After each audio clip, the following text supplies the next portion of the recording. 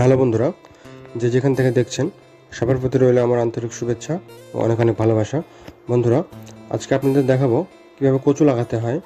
তো বন্ধুরা, কচু লাগানোর পূর্বে আপনাদের প্রয়োজন হবে বাঁশের সঙ্গে এরকম ফাল লাগানো একটি হাত নাঙ্গল।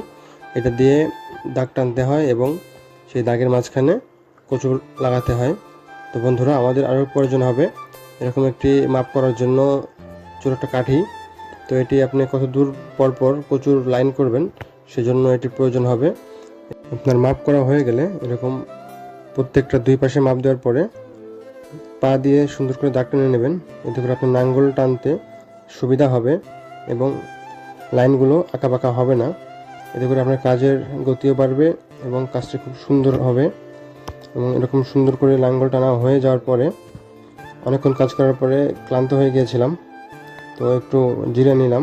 নেওয়ার পরে এখন কচু লাগানোর পালা।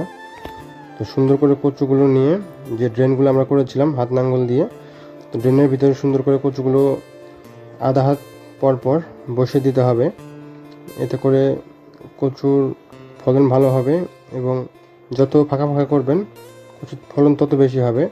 এরকম সুন্দর করে কচুগুলো প্রত্যেকটা ড্রেনে ড্রেনে বসিয়ে দেওয়ার পরে আমাদের আরও কিছু কাজ আছে।